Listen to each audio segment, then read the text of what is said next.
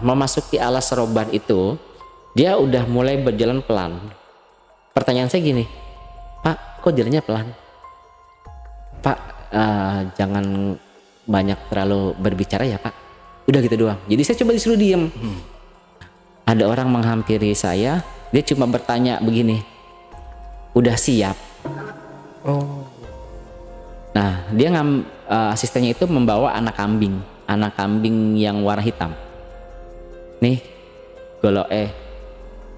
potong sampai tugel ndase.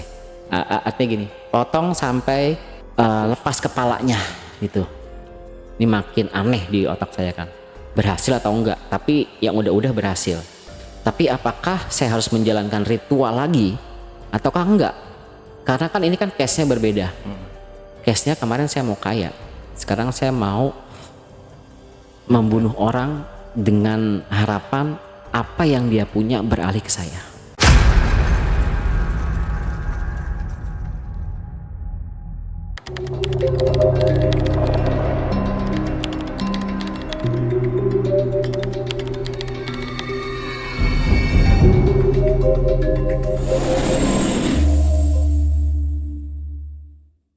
Assalamualaikum warahmatullahi wabarakatuh. Jumpa lagi dengan saya, Ale Jejak Backpacker. Tentunya dalam obrolan misteri Jejak Backpacker kali ini, kembali saya menghadirkan seorang narasumber yang pernah mengalami kejadian mistis. Seperti apa kisahnya? Langsung aja kita sapa narasumbernya. Halo Bang siapa nih? Billy. Bang Billy ya. Iya. Bang Billy, terima kasih nih udah hadir di studio Jejak Backpacker. Jadi Bang Billy ini katanya punya kisah ya tentang pesugihan seperti itu ya. Betul sekali. Nah, ini boleh di-spill sedikit dulu aja kisi-kisinya seperti apa yang nanti mau Bang Billy ceritakan. Oke. Jadi pesugihannya itu waktu itu saya pengen kekayaan. Nah, kekayaannya itu saya ambil di pesugihan, tepatnya di Alas Roban. Nah, karena faktor kekayaan juga, jadi egois saya bertambah. Jadi saya kepengen menguasai semua industri di bidang saya. Jadi saya melakukan ritual di Alas Roban, yang pada akhirnya menjadikan rekan kerja saya sendiri sebagai tumbalnya.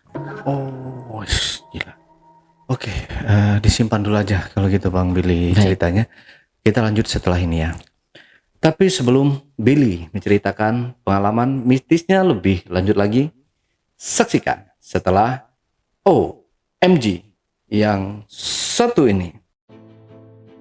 Kopi Liong Bulan, nuansa legendaris di mana keunikan rasa dan aroma mengalir dari setiap biji kopi pilihan. Keistimewaan yang dipersembahkan bagi mereka yang menghargai cita rasa terbaik.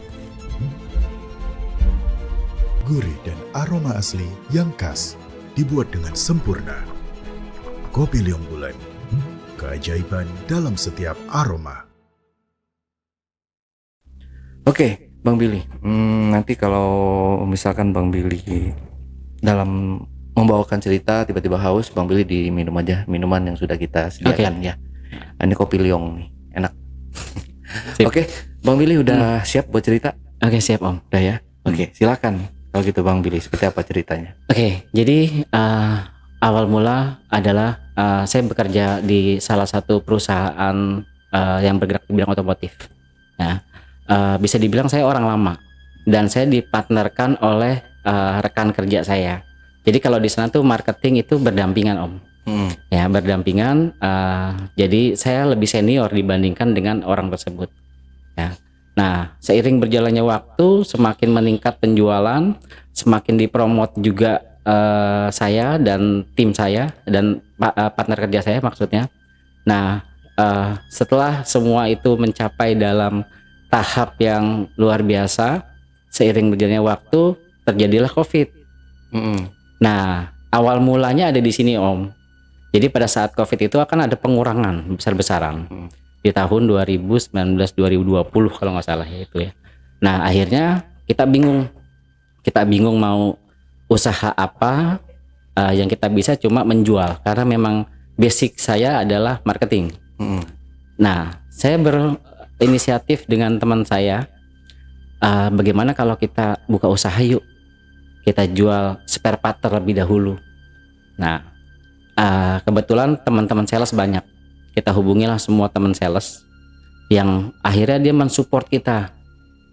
Awalnya buka toko kecil-kecilan Om, berdua dengan teman saya. Buka toko spare part kecil-kecilan, terus sales mulai banyak. Gimana kalau kita mulai cari investor yang mau untuk percaya sama kita? Kita carilah investor berdua. Pokoknya kemana-mana kita selalu berdua nih. Kebetulan teman saya ini wanita. Nah, lalu semakin banyak investor, kita buka yang namanya tuh showroom, malah showroom motor. Showroom motor dari berbagai macam jenis, dengan kepercayaan kepada kita dan tanggung jawab kepada kita juga. Akhirnya kita gimana caranya meningkatkan penjualan tersebut. Jadi saya dan partner saya ini selalu berkesinambungan. Kita selalu bikin action plan, gimana ya action kita buat menjual. Nah, berjalannya waktu, perjalanan itu semakin lama semakin meningkat. Nah, yang alhasil ada suatu momen di mana pada saat itu ada investor yang ingin menginvestasikan dananya itu yang lumayan besar lah, jumlahnya MM-an. Saya beserta tim pada saat itu membuat konsep gimana caranya biar investor ini pembagian hasilnya ini sebanding. Dia untung, kita juga untung gitu. Nah, saya membuat materi masing-masing. Membuat konsep masing-masing. Saya sempat discuss dengan partner saya kerja ini. Gue punya konsep begini. Menurut lu gimana? Gue sih yakin investor ini pasti bakalan mau karena pembagiannya jauh lebih besar. Nah, kita mah ambil bonusnya aja nggak apa-apa. Tapi rekan kerja saya ini mengatakan, ini nggak bagus Bill, mendingan konsepnya jangan begini, bonusnya biarin ambil buat mereka aja, kita pembagian untungnya aja. Oh gitu ya, karena dia yang kenal dengan investornya yang nemuin dia Om, memang Om. Saya nurut sama dia, nggak tahu kenapa saya nurut sama dia, karena saya pikir kenalnya investor itu dari wanita ini gitu. Ya udah, saya rubah konsep saya. Tapi begitu saya rubah konsep saya, begitu kita meeting, ternyata yang dilirik sama investor itu malahan teman saya yang wanita ini dengan konsep yang udah pernah saya buat dan akhirnya yang saya rubah itu Om. Gitu. Nah, di situ saya mulai agak-agak sedikit emosi, kesel, tapi saya pendem aja gitu. Toh juga intinya juga ini juga nanti buat kebaikan kita bersama kok. Biarinlah lu curi konsep gua, tapi buat perusahaan juga kok. Gitu. Nah, seiring berjalannya waktu pun semakin lama penjualan semakin meningkat Om. Tapi kok gua di sini jadi kayak apa ya? Jadi kayak gua yang jadi murid gitu. Sedangkan orang ini adalah orang yang udah pernah saya didik. Gitu. Nah, investor ngeliriknya nggak ke saya lagi udah, tapi ke cewek ini, wanita partner saya ini gitu. Kalaupun ada undangan kayak dinner apa segala macam, saya nggak diikut sertakan. Nah, di situ saya mulai berpikir, kok kita semakin lama visi misi kita berbeda ya. Sedangkan pada saat makan malam pasti ada sebuah konsep yang akan dibentuk. Itu udah pasti gitu. Dan terbukti ternyata beberapa bulan setelah dinner ada kerjasama dengan salah satu pabrik ban di Cikarang. Tanpa sepengetahuan saya. Tiba-tiba saya cuma disodorin, Pak Billy, kita mau ada kerjasama dengan salah satu pabrik ban. Maksudnya kita mau supply ban ke tempat kita. Kok saya nggak tahu ya? Kapan ini dibahas ketika dinner kemarin? Dinner kapan? Saya nggak pernah tahu ada dinner. Sedangkan kalau berdasarkan daripada hierarki, di situ saya lebih tinggi daripada dia. Nah, tapi mungkin karena kecantikannya, kedekatan dia kepada kepada investor.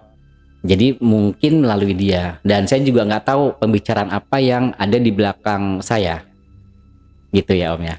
Nah terus udah begitu, karena dari Cikarang udah deal, mau nggak mau ya udah deal deh. Pembagiannya gimana pun saya nggak tahu lebih detailnya. Cuma yang jelas ini orang kayaknya mulai berjalan tanpa berbarengan dengan saya nih Om. Nah suatu ketika saya pernah discuss sama dia.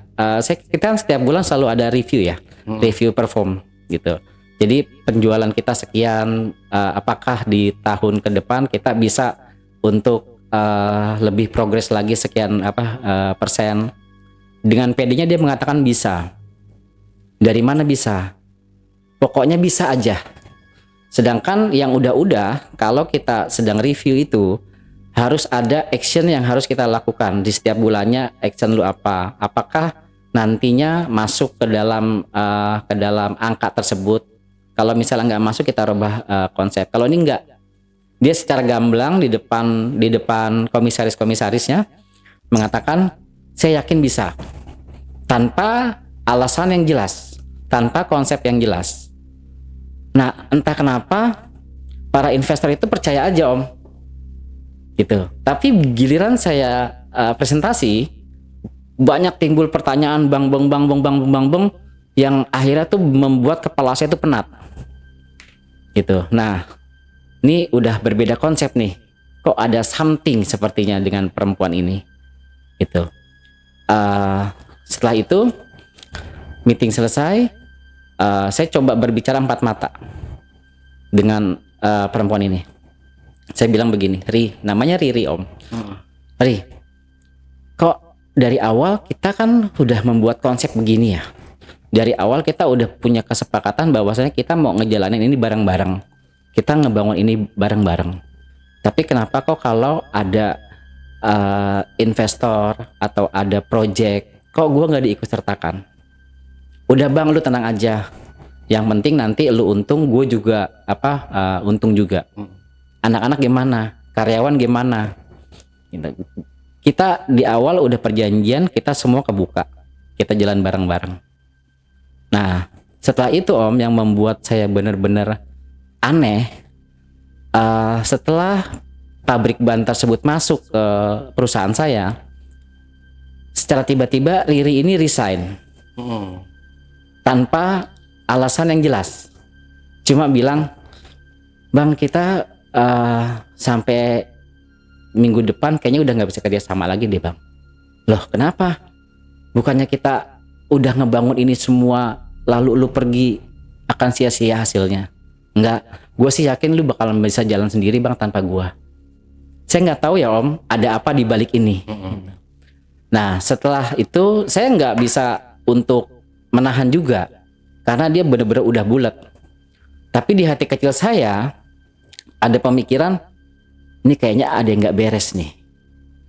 Oke lah kalau begitu saya jalan sendiri tanpa adanya Riri. Nah setelah seminggu itu Riri resign. Selang 2 bulan kalau nggak salah, saya dengar kabar dia membuka bengkel juga, tapi komplit. Nah sedangkan awal kita berdiri ini kita merintis satu persatu, dari mulai spare part, dari mulai bahan-bahan, sampai pada akhirnya kita bisa supply kendaraan, sampai akhirnya kita bisa ambil salah satu pabrik ban di Cikarang gitu. Itu kan bukan sesuatu yang instan. Tapi begitu dia buka, itu semua udah ada Om. Dari spare part udah ada, dari kendaraan udah ada, dari bahan baku, bahan mentah semua. Bahkan 2 pabrik ban terkenal di Cikarang itu udah masuk ke tempatnya dia. Oh, berarti saya berpikir begini Om. Berarti pada saat dia dinner, ada sesuatu yang dikonsepkan yang buat keuntungan pribadinya dia nih. Saya berpikir begitu. Oke lah, biarin lah. Toh juga rezeki masing-masing, saya mikirnya. Gitu ya Om.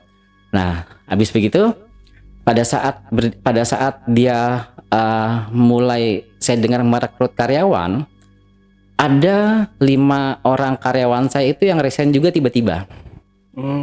Jujur saya memang menggaji karyawan itu di bawah UMR. Di bawah UMR, tapi ada uang makan, ada uang harian, ada uang lembur. Nah, dengan beraninya tiba-tiba 5 mekanik saya mengajukan resign. Saya tanya, alasannya apa resign? Perasaan selama ini saya selalu support kalian. Enggak, Pak, saya cuma kepengen gaji yang lebih baik. Oh, ya udah, kalau emang ada gaji yang lebih baik, saya nggak bisa nahan. Tapi kalau saya boleh tahu, emang gajinya berapa? Dia memberikan gaji di atas UMR malah. Di atas UMR dengan tunjangan juga, BPJS juga, ketenagakerjaan juga, otomatis, wah, ini kantor ini kantor pasti kantor cakep. Ya udah, saya support kalian, silakan. Tapi saya nggak tahu dia pindah kemana, gitu.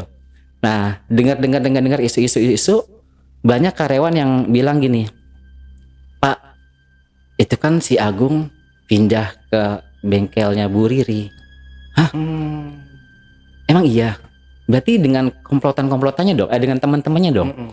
Wah, kalau dengan teman-temannya saya nggak tahu deh. Karena saya penasaran ya Om. Coba deh, kamu iseng-iseng, kamu ngelamar juga deh di tempatnya Agung itu, yang Agung referensikan.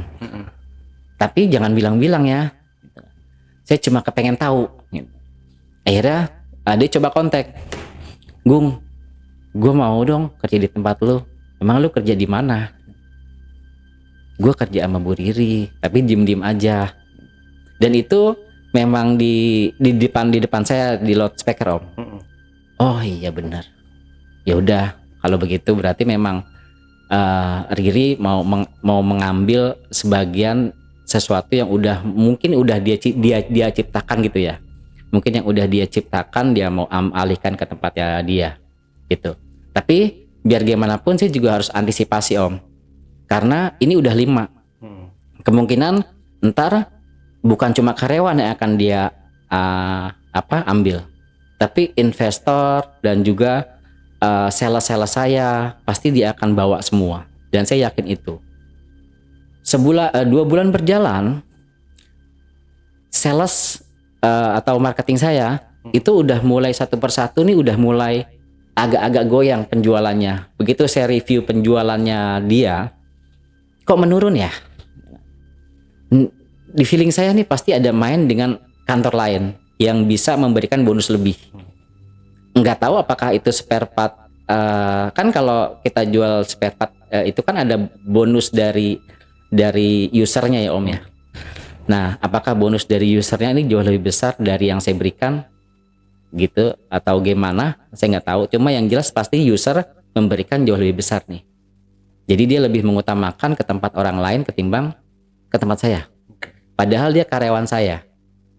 Nah, sekali saya pernah tes, biasa kamu supply ke perusahaan ini 1000 spare part. Kenapa sekarang kok cuma jauh turun drastis cuma 100? Kemana yang 900? Alasannya begini, bukan Pak, kondisi barang lagi nggak bagus. Oh gitu ya, oke. Saya masih okein. Saya juga punya tim investigasi yang bisa melacak keberadaan yang bermain di belakang sales. Karena kan sales itu kan kadang-kadang kan satu gerombolan gitu ya, mau dari sales manapun. Nah, ada isu bahwasanya nih perusahaannya Bu Riri emang lagi naik daun Om. Jadi sales semua pindah ke situ. Nah, biar keuntungannya double, ada komitmen begini, lu nggak usah resign dari kerjaan lu mendingan supply barang ke perusahaannya Bu Riri. Komisinya jauh lebih gede dibandingin perusahaan lain. Jadi ibaratnya nih Riri ini udah jago nih.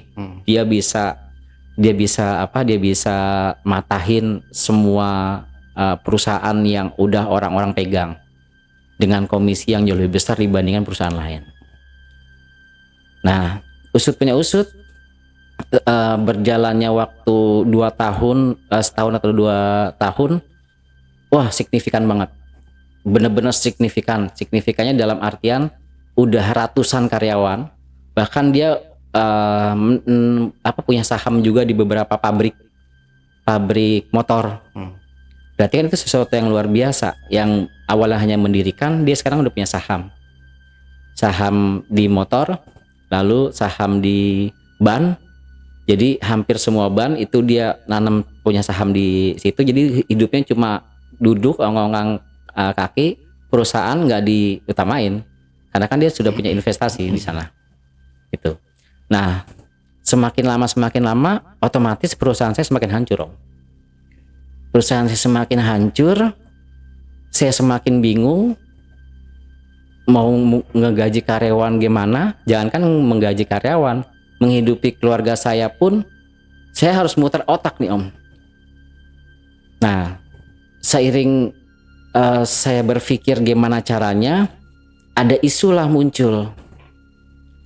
Saya sempat kepikiran begini, kenapa Riri begitu hebat ya? Sedangkan kalau secara ilmu marketing maksudnya, secara ilmu marketing dia gue yang ngajarin. Relasi juga 50% saya yang ngenalin. Tapi dia bisa jauh dalam banget, bisa masuk ke dalam situ.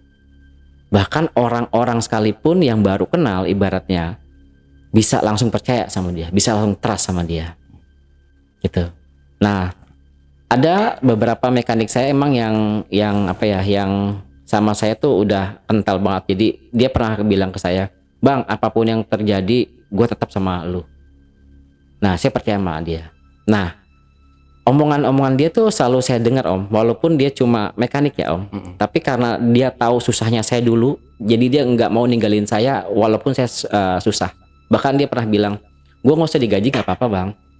Yang penting di sini gue masih tetap di sini. Biar gimana pun gue akan ikut sama lu." Wah, saya sangat respect banget sama orang yang itu. Nah, dengar-dengar begini, "Bang, ada yang mau gue bicarain deh." Apaan gue? Ngomongin mengenai apaan nih? Pokoknya ada deh. Tapi jangan di depan anak-anak. Ya udah, kita makan siang. Lu tahu nggak, Bang? Kalau Bu Riri itu setiap 3 bulan sekali tuh pulang kampung. Nggak tahu gua. Nah, kan gua nggak pernah tahu dia gimana sepak terjangnya. Yang setahu saya cuma di pasar doang. Jadi di pasar dia emang bagus. Tapi kalau di backgroundnya saya nggak tahu gimana. Dia tiap 3 bulan sekali pulang kampung, Bang. Ngapain pulang kampung? Ya kalau cuma sekedar nengokin keluarga ya nggak apa-apa gitu. Enggak, ini maksudnya pulang kampung dalam tanda kutip, Bang. Maksudnya gimana nih? Abang tahu pesugihan nggak sih, Bang? Pesugihan tahu. Pesugihan yang seperti gimana? Nah, nih Bang, ini saya dengar sendiri dari orang yang nganterin katanya. Dia selalu pakai sopir. Sopir itu dibayar mahal. Dia ke daerah Pandeglang sana lah. Nah, dia selalu ke situ setiap 3 bulan sekali, Om. Dan saya pun nggak tahu apa yang dilakukan karena saya pikir kampungnya dia. Saya sempat nanya, emang dia orang mana? Dia orang situ kali? Bukan, dia orang Medan kok. Orang Medan ngapain ke Pandeglang ya? Nah, di situ baru saya mulai apa iya bener gitu kan. Tapi kalau saya flashback ke belakang, enggak dalam jangka waktu lama dia bisa melesat di pasar. Nah, saya mulai menaruh kecurigaan nih, Om. Saya minta tolong teman saya, coba deh kamu usut lagi, kamu perjelas lagi bener atau enggak. Kalau emang bener, saya harus gimana nih gitu kan. Nah, ternyata usut punya usut, sopirnya malah datang ke saya. Maaf ya, Om, karena saya iming-imingin duit memang. Coba panggil sopirnya ke sini, tapi diem-diem aja. Jadi pada saat dia ngedrop bosnya, dia datang ke kantor saya, ketemu. Ya, dengan iming-iming waktu itu saya kasih sejumlah duit lah. Nah, dia menceritakan benar. Kalau di Pandeglang saya cuma suruh nganter. Nanti 2 hari saya balik lagi buat jemput. Gitu. Saya tanya, kamu tahu nggak yang dilakuin di sana? Ya, nggak tahu. Cuma setahu saya kalau saya habis jemput Bu Riri itu selalu bawa apa ya? Bawa oleh-oleh dibagiin ke karyawannya enggak? Dibaginya ke mana? Nah, yang tahu ini Bang pembagiannya asistennya dia. Oke. Jadi dia punya ruangannya dia dan ada dua kulkas di situ. Kulkas yang warna putih itu kulkas buat dikonsumsi barang-barang. Tapi kulkas yang berwarna coklat itu khusus buat makanan-makanan yang dihidangkan pada saat lagi meeting. Nah, di situ saya mulai curiga nih. Oh, makanan ya bentuknya. Nah, saya coba berdialog dengan orang yang ngerti gitu-gituan Om. Nah, jadi dipastikan 90% dia menggunakan pesugihan yang jenisnya itu ditaruh di makanan. Atau bisa juga dengan susuk. Karena apa? Karena orang melihat dia iya aja udah. Jangankan ngomong nominal, baru berjabat, baru ketemu aja pun udah trust aja Om. Gitu loh. Wah, makin lama kalau begini saya makin hancur nih. Nah, saya coba berdiskusi dengan teman ceritanya. Bang, mendingan daripada nanti abang sama kantor anak-anak juga kasihan. Abang mau nggak saya temuin sama teman saya? Siapa temennya? Ya teman sih, teman Gojek. Tapi dia tahu daerah-daerah begitu, daerah gitu. Gimana maksudnya?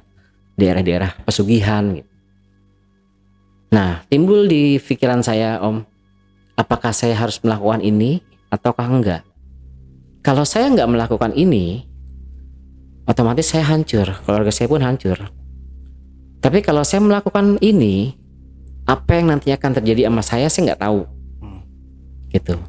Nah, kebimbangan itu menghantui saya setiap harinya Om. Setiap saya datang ke kantor, yang saya lihat tuh anak-anak tuh cuma pada duduk, nggak ada kerjaan. Sekalinya ada kerjaan cuma 1-2 gitu pun. Body repair yang udah saya rintis lama udah tutup. Gitu, karena nggak ada supplier cat yang udah berani ngasih ke saya. Gitu. Akhirnya saya tutup. Itu dari body repair. Terus perawatan cuma 1-2. Saya ngeliat karyawan cuma pada ngerokok, ngopi. Sedangkan ada keluarga yang harus mereka hidupi. Nah, saya berpikir gimana harus saya menggaji mereka. Sedangkan pemasukan buat saya pun bisa dibilang minus. Saya sharing dengan istri saya pun juga jawabannya yang namanya mungkin wanita kali ya Om ya. Dia cuma bilang, ya namanya rezeki kadang ada, kadang enggak. Tapi saya mau menyampaikan ini ke istri saya pun takut nggak percaya. Jadi ini sebenarnya saya pendem sendiri aja dengan kebimbangan saya antara iya atau tidak. Saya tunggu deh sampai 3 hari deh. 3 hari berlalu, semakin lama di hati saya kok semakin positif ya.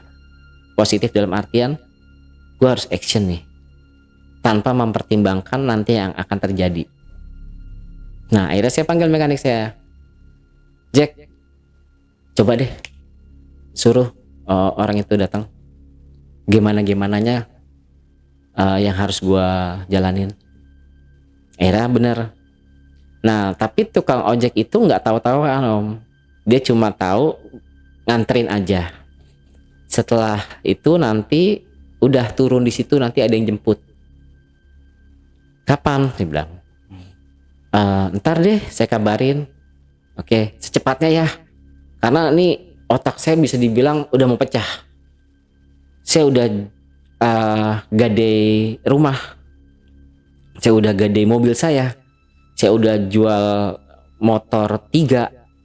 Itu cuma buat nutupin utang saya, utang sales sama gaji karyawan Om. Nah, buat 5 bulan ke depan gue mati kalau gini nih. Udah deh, jalanin deh. Bodo amat nanti yang terjadi gimana. Istri saya tahu nggak? Nggak tahu. Istri saya cuma alasan sama istri saya gini. Mah, saya pamit ya. Saya mau ke daerah Wonosari. Wonosari itu kan jauh. Iya, memang jauh. Saya coba mau buka usaha di sana. Di sana kebetulan ada pabrik bubut yang baru buka. Saya mau coba deh pakai daerah Wonosari. Wonosari itu kan masih daerah pedalaman ya. Jadi pemikiran saya, pemahaman saya buat istri saya di sana murah dengan daya jualnya yang tinggi gitu aja. Padahal saya berbohong gitu. Nah, akhirnya ditentukanlah hari perjalanan saya itu di hari Selasa. Di hari Selasa jam 11 malam, nggak usah bawa kendaraan, Pak. Lalu saya yang antar. Oke. Saya antar naik Avanza-nya dia. Jalan ke mana, ke Alas Roban itu kan jalannya kan lumayan sepi. Memasuki Alas Roban itu hati saya tuh udah auranya udah berbeda, Om. Alas Roban itu kan bisa dibilang tempat yang orang-orang tuh taunya tuh gelap dan hutan. Nggak tahu ada pesugihan. Saya pun juga baru tahu ada pesugihan di situ kalau nggak dari teman saya itu. Nah, memasuki Alas Roban itu dia udah mulai berjalan pelan. Pertanyaan saya gini, Pak, kok jalannya pelan? Pak, jangan banyak terlalu berbicara ya, Pak. Udah gitu doang. Jadi saya coba disuruh diem. Jadi kan di situ kan saya kan makin kalut. Nih gue mau diapain gitu. Sedangkan gue pengen buru-buru masalah ini selesai. Gue pengen buru-buru di masa kejayaan gue. Ambisi saya di situ emang tinggi, Om. Ambisi saya tinggi buat saya membiayai keluarga, buat saya mengamankan perusahaan, buat anak-anak, buat gaji karyawan gitu. Ya udah, saya ikutin. Berhenti di beberapa kilometer, berhenti. Di sini, Pak, saya bilang, Pak, bisa nggak jangan bicara? Oh ya udah, tunggu abah saya aja. Saya nggak tahu ya, apakah dia punya ikatan batin antara dia dan kuncennya atau gimana, saya nggak tahu karena kan saya juga nggak kenal sama dia. Nah, udah gitu dia berhenti sejenak, cuma ngerokok 3 isepan 4 isepan dibuang, jalan lagi, nggak beberapa lama berhenti lagi. Sesuai dengan instrukturnya dia, saya kan nggak boleh bertanya. Ya udah, saya cuma liatin aja. Dia cuma ngerokok lagi, 3 isepan 2 isepan dibuang. Kok ini ngerokok nggak sampai habis gitu. Sampai kalau nggak salah itu 5 batang. Jadi 1 batang itu jalan 3 isepan dibuang, jalan lagi 3 isepan dibuang, sampai ada satu tanjakan yang akhirnya saya berhenti di situ. Tanjakan Alas Roban itu saya berhenti di situ, itu udah yang ke-5 batang. Nah di situ baru dia habiskan rokok. Ini saya udah boleh bertanya belum ya di hati? Tapi kok rasa mencekam itu semakin dalam ke pikiran saya, Om. Ke pikiran saya, terus merindingnya saya dapat. Apakah ini gitu? Kalau memang ini, udahlah. Karena emang gue udah di sini, udahlah. Gimana caranya? Jadilah. Nah, habis tuh Om rokok. Habis rokok dia buang, dia cuma berbicara gini sama saya. Pak, ongkosnya berapa? 500.000 aja. Sama bensinnya 300.000. Ya, udah saya kasih. Terus saya ngapain? Turun aja, Pak. Saya semakin takut, Om. Turun saya ngapain? Di situ nggak ada lampu, nggak ada penerangan. Cuma jalan dan samping kanan kiri itu hutan. Alas Roban itu kan samping kanan kiri hutan dan jarang mobil lewat.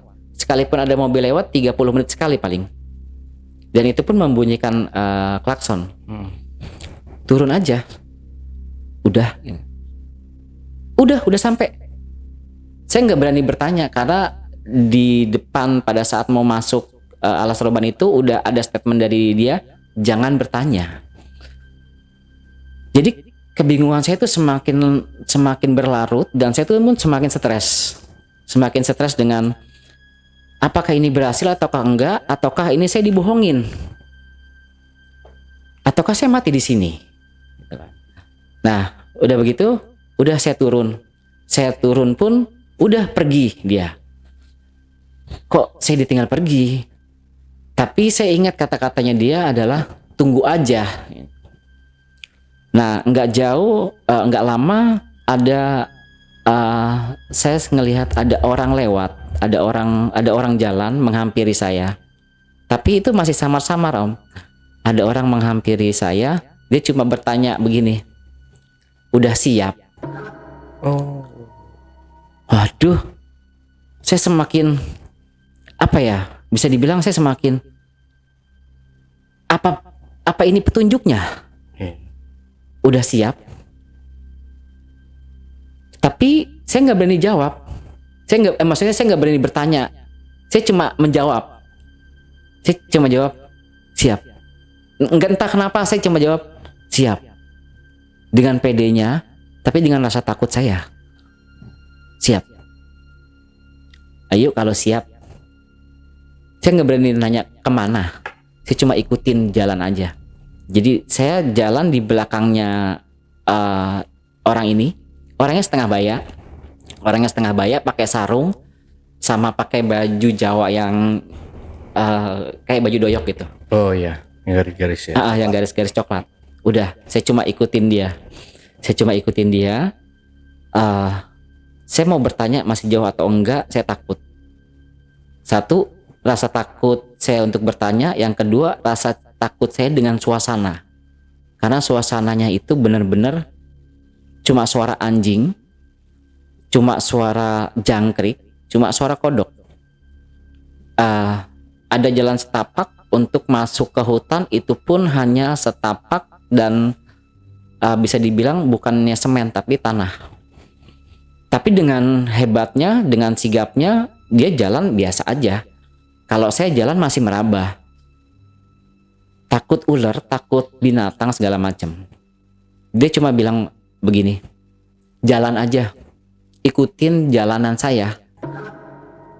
Ya. Makin takut lagi saya, Om. Makin takut, makin bimbang. Tapi karena di situ saya dituntut oleh suatu keadaan, otomatis keberanian itu muncul. Walaupun saya nggak tahu konsekuensinya itu apa. Gitu kan. Nah, oke, saya jalan. Lumayan jauh, jalan kira-kira 30 menitan. Sampailah saya di suatu tempat yang itu adanya di pinggiran sawah, tapi ada semacam bilik-bilik yang ketutup, Om. Jadi kayak rumah panggung ya. Kayak rumah panggung gitu. Dia cuma bilang, "Tunggu di sini." Oke, saya tunggu, saya diem. Saya nggak berani ngapa-ngapain. Di situ saya semakin bingung dan semakin bertanya-tanya, ini saya akan jadi apa? Pilihannya dua, antara saya hidup atau saya mati, udah gitu aja. Saya udah pasrah. Nah, tapi nggak lama keluar bapak yang tadi. Silahkan masuk. Dipersilahkan saya masuk. Yang saya lihat tuh nggak ada siapa-siapa. Duduk di sini sebentar ya. Oke. Nggak lama kalau di sana itu di dalam ruangan itu ada kamar-kamar itu yang hanya hording. Jadi ada 3 atau 4 kamar cuma hording. Jadi ketutup oleh hording. Ada yang hording ketutup, ada yang hording kebuka. Kalau nggak salah itu yang hording ketutup itu 1, yang hording kebuka itu ada 3.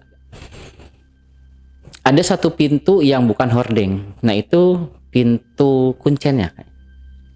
Jadi nggak lama kuncinya itu datang dengan membawa tongkat dan dengan pinggang yang udah membungkuk, udah tua, dengan hanya menggunakan celana Jawa yang tumitnya kelihatan itu.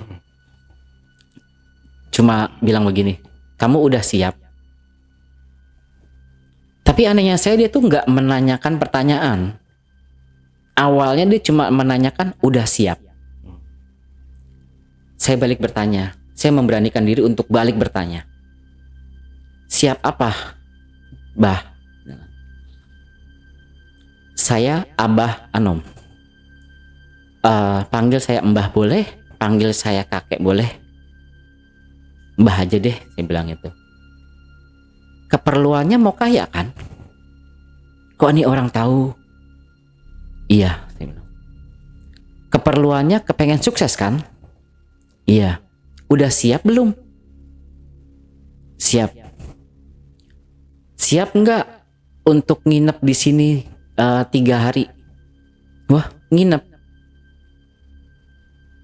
Harus ya, sebenarnya. Kalau memang nggak mau nginep, silakan pulang. Karena keinginan saya kuat pengen kaya. Akhirnya saya memberanikan diri buat oke, saya bersedia.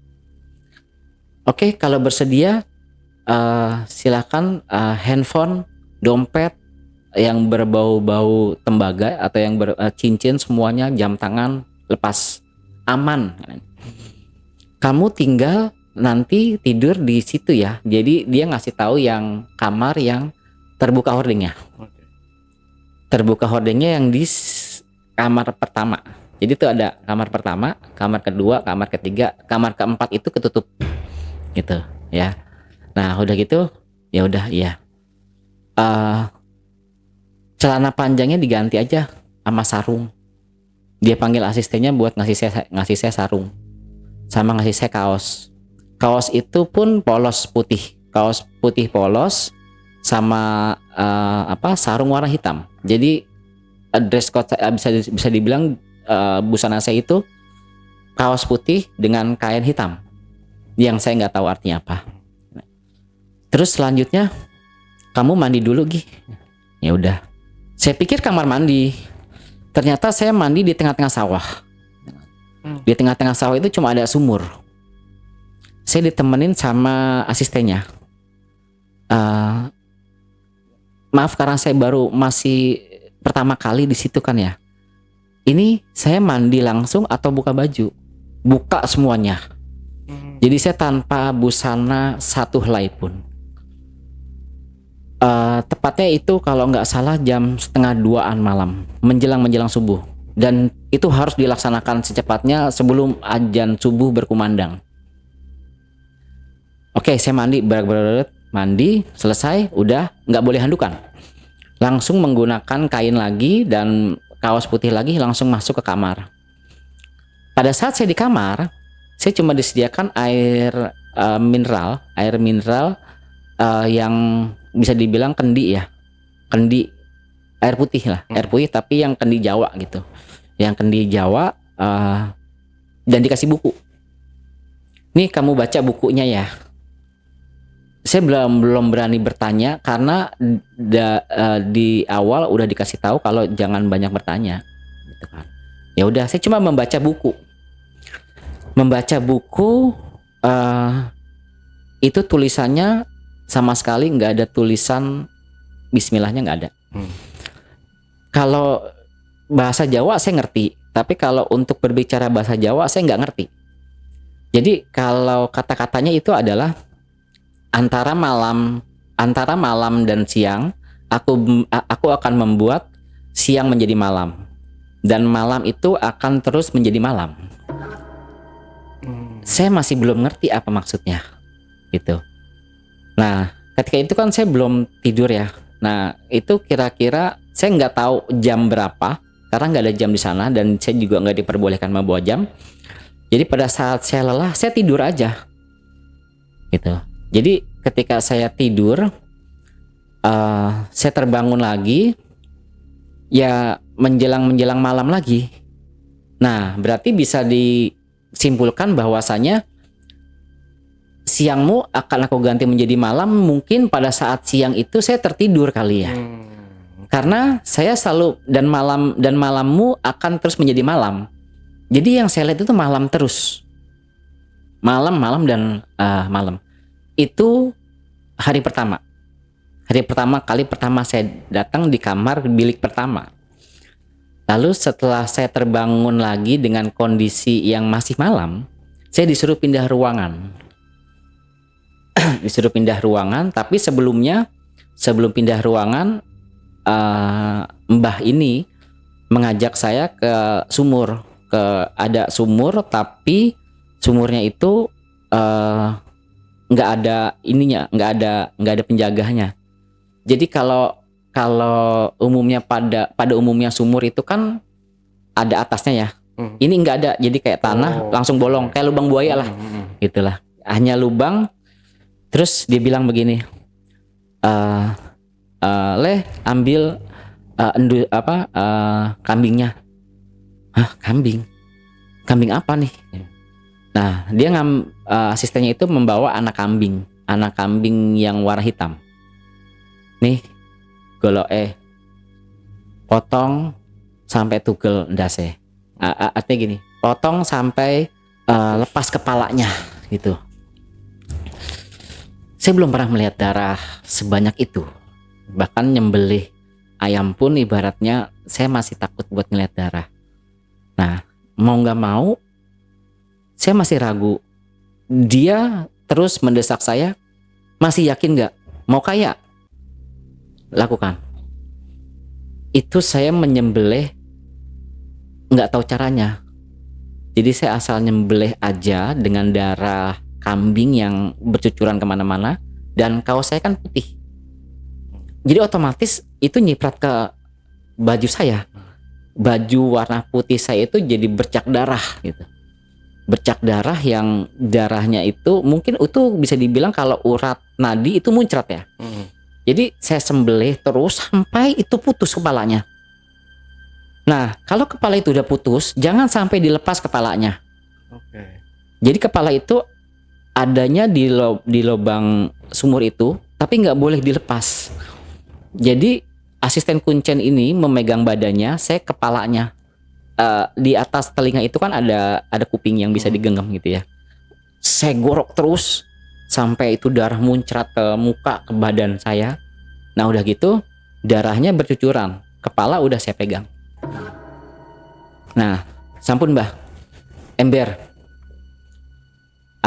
Dia ngambil ember, jadi darah kepala kambing itu ditaruh di wadah ember yang saya nggak tahu gunanya buat apa. Udah gitu, sini kepalanya dia pegang terus gitu, dia pegang sampai ke rumahnya dia, ditaruh di bilik yang di tempat saya tidur. Jadi seolah-olah itu darahnya itu tuh udah habis di ember itu. Jadi hanya tetesan sedikit. Nah, ditaruh di bilik kamar yang kedua. Tapi sebelumnya saya digantiin bajunya memang. Ganti baju, tapi tetap bajunya putih. Nah, udah begitu, taruh di situ. Nih, ada buku dibaca. Setiap malam saya selalu membaca buku yang berbeda. Di malam pertama, di bilik pertama itu bukunya yang malammu akan menjadi malam. Tapi di bilik kedua, di hari kedua, itu bacaannya malammu akan penuh dengan kejutan. Yang saya nggak tahu kejutannya itu apa. Nah, saya baca di situ tertera kata-kata begini. Kamu akan bahagia apabila, kalau bahasa Jawanya ya, kamu akan bahagia apabila kamu sudah menyentuh saya dan meminum saya. Dan itu yang terjadi apa Om? Yang terjadi pada saat saya melihat kepala kambing itu kepala kambing itu seolah-olah seperti melek melotot, kayak lukisan. Kalau kita ngelihat ke sini dia ikut, kalau kita lihat ke kanan dia ikut ke kanan. Apakah ini yang dimaksud gitu kan? Nah udah gitu nggak lama, saya nggak tahu jam berapa, saya disuruh keluar. Udah dibaca bukunya, sudah tahu artinya? Enggak. Kalau nggak tahu artinya, saya kasih tahu artinya. Saya disuruh cuci muka menggunakan air darah tersebut. Cuci muka, lalu saya disuruh meminum walaupun cuma seteguk. Lebih bagusnya kamu minum habiskan 1 gelas penuh. Lebih bagusnya kalau kamu mau bagus. Tapi kan memang udah terlanjur niat saya di situ. Saya kepengen kaya Om. Akhirnya saya minum semuanya. Walaupun di situ saya coba menghilangkan rasa pahitnya. Saya minum semuanya, udah begitu udah. Saya masuk lagi ke kamar, itu darah yang ada bekas minum saya itu nggak bisa dihapus. Saya nggak tahu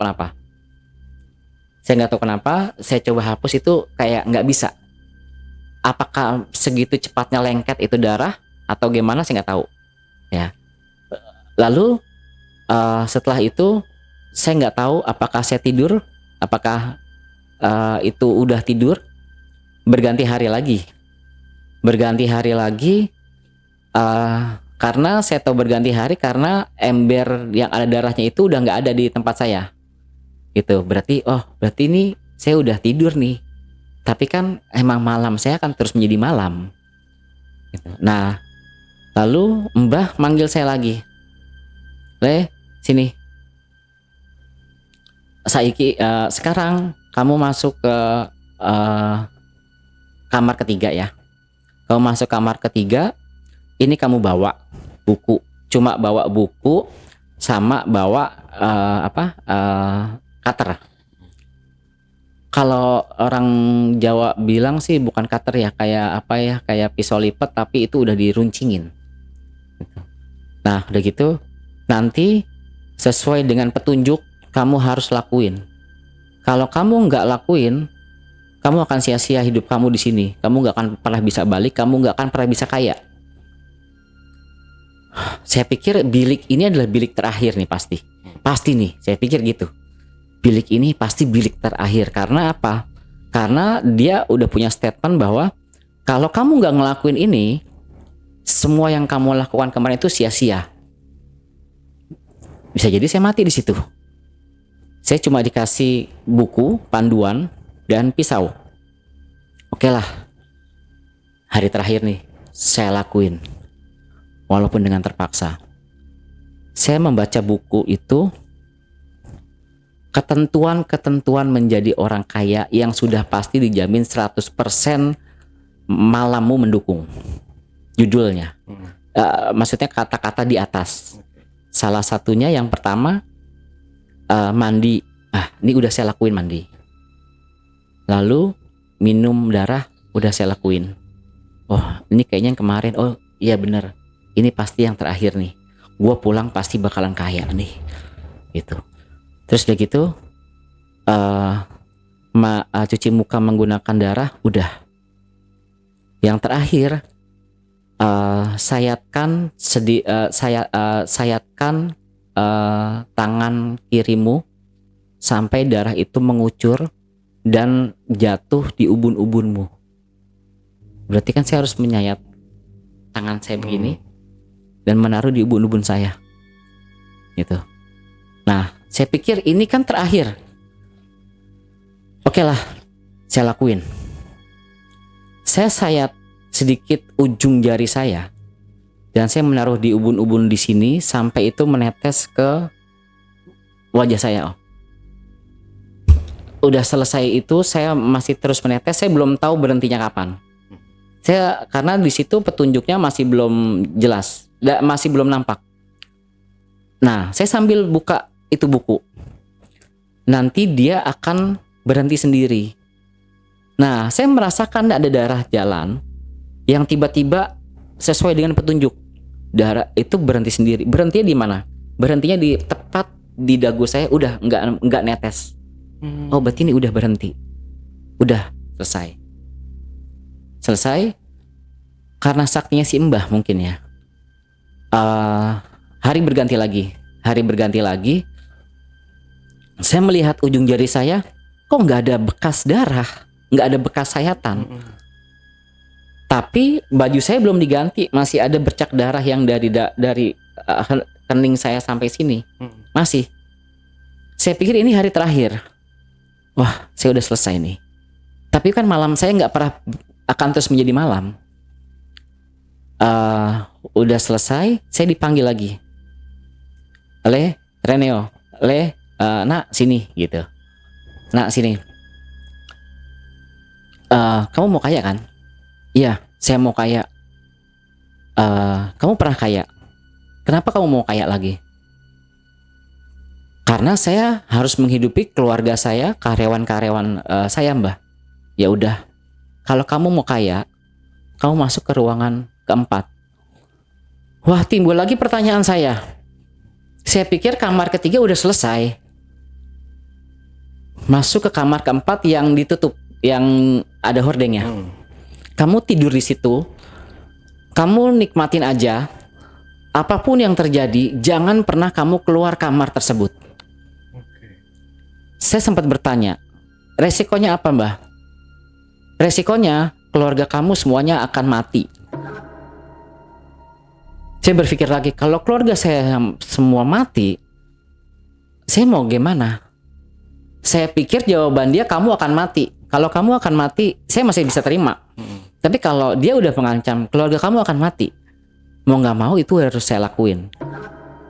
Saya sempat bertanya, kalau saya nggak masuk ke kamar keempat, apa yang terjadi? Ya itu mati dan semua sia-sia. Kamu punya kekayaan buat apa? Keluarga kamu udah mati kok. Benar juga kan? Jadi dia mengancam keluarga saya mati, tapi saya kaya. Buat apa harta saya? Oke, saya lakuin. Dan itu apa yang terjadi, Om? Pada saat saya masuk ke dalam ruangan, itu ruangan keempat itu berbeda dengan ruangan 1, 2, 3. Karena ruangan 1, 2, 3 itu nggak ada kasur. Tapi di ruangan keempat itu ada kasur yang ada kelambunya. Jadi kalau zaman dulu itu kan masih tiang yang ada kelambu ya. Saya berpikir, apakah ini gue disuruh tidur enak? Apakah saya disuruh menikmati yang saya kemarin lakukan? Ya udah, saya nikmatin aja. Kan Mbah bilang kan suruh nikmatin aja.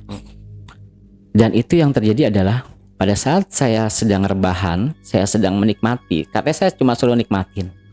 Tapi kok makin lama ada sesuatu yang sekelebatan dan bulu saya tuh merinding semua. Benar-benar ini tempat-tempat yang berbeda dari tempat pada umumnya. Berbedanya kenapa? Satu, pada saat saya sedang menikmati kasur tersebut, itu seperti ranjang itu goyang pertama. Dan yang kedua angin, cuma sekelebatan. Kalau saya keluar, keluarga saya mati. Udah, yang saya ingat itu. Udah terlanjur, oke lah. Gue akan ngelakuin gimana pun caranya biar gue kaya. Di pikiran saya cuma itu doang. Udah gitu. Saya memejamkan mata karena saya takut begini. Begitu saya melek, hording itu nggak ada, Om. Jadi seolah-olah benar nggak ada jalan keluar. Ini tadi kan hording, setahu saya. Kok nggak ada hording? Nah, udah begitu saya berdiri untuk memeriksa, benarkah ini nggak ada hording? Pada saat saya berjalan ke situ, di belakang saya itu seperti ada angin kenceng. Begitu saya nengok, apa yang terjadi? Yang terjadi itu ada sosok wanita dengan wajah yang bersisik. Dengan wajah yang bersisik dan dengan dengan lidah yang bercabang, layaknya seekor ular, Om. Kalau ular itu kan hanya mendesis gitu ya. Kalau ini enggak, ini keluar terus, jadi dia mengeces terus. Saya takutnya, tapi nggak ada jalan keluar buat saya. Terbesit lagi di benak saya bahwasanya gua harus ngelakuin ini demi keluarga gua, demi anak-anak, demi karyawan. Dan Mbah bilang nikmatin aja. Dan yang jin itu lakukan itu cuma dia memiliki tangan ya, Om. Dia memiliki tangan tapi semuanya sisik. Jarinya nggak ada, jadi hanya begini dan dia cuma melambaikan begini. Saya disuruh mendekat. Oke, saya berusaha mendekat, itu aromanya aroma kayak apa ya, seperti layaknya binatang yang nggak pernah dipelihara. Oke. Kalau kita melihara binatang itu kan di rumah pasti kan ada aroma binatang gitu kan ya. Nah itu kayak begitu, tapi ini lebih kental lagi. Mungkin karena bisanya, karena begitu dia menghembuskan nafasnya ke saya, itu aroma busuknya terasa banget di saya. Udah saya nikmatin aja. Nah, saya sempat dipeluk. Tapi saya diem karena saya takut-takutnya. Saya di dunia luar nggak pernah saya takut dengan siapapun, tapi di situ saya benar-benar merasakan takut. Saya dipeluk, saya cuma disuruh menikmati aja. Maaf, lidah dia menjulur keluar, dia menjilat mata saya cuma merem. Dia menjilat hidung saya dengan aroma yang busuk telur busuk yang ibaratnya tuh udah berhari-hari. Lalu dia menjilat mulut saya, bahkan dia menjilat seluruh badan saya. Tapi yang dia jilat itu adalah indera-indera saya kebanyakan. Contoh seperti mata. Dia ngejilatnya benar-benar merasakan ngejilat, menikmati jilatan di mata saya. Tangan saya dijilat-jilat semua. Mulut saya dijilat-jilat semua. Nah, lalu selesai itu benar-benar itu pengalaman yang paling menjijikkan menurut saya. Karena tangan saya basah. Oke. Muka saya basah, air liur dia. Mungkin bisa kali ya. Kayak kalau ular kan itu bisa. Pikiran saya cuma gue mati nih. Karena bisanya udah masuk ke badan. Itu dari benar-benar lendir hingga mengering. Hingga saya tertidur dan begitu saya bangun yang terjadi udah nggak ada apapun. Nah disitulah baru Mbah bangunin saya. Itu kondisi masih malam. Karena malam saya nggak akan pernah menjadi siang di situ. Itu memang udah di awalnya begitu. Lalu dengan takutnya saya menceritakan, Mbah, ular itu apa? Segitu. Udah, kamu mau kaya kan? Kamu mau sukses lagi kan? Udah, kamu udah berhasil. Kamu udah berhasil, tapi ingat, keberhasilan yang kamu dapatkan itu nggak selamanya kekal. Maksudnya, udah nanti kamu juga tahu sendiri. Udah kamu pulang sekarang. Sekarang? Malam ini juga? Iya sekarang. Sebelum matahari terbit kamu udah harus pergi dari alas roban ini. Gimana caranya? Itu yang ada di pikiran saya. Kembali lagi ke prinsip yang tadi di hari pertama, malammu gak akan pernah menjadi siang di sini. Ya udah, saya cuma dibekali air yang diisi di centong, yang diisi di gentong. Itu pun cuma bertahan sampai dengan jalan raya. Karena saya kan diantar sama yang tadi jemput saya. Jadi pakaian saya diberikan lagi, saya cuma dikasih air.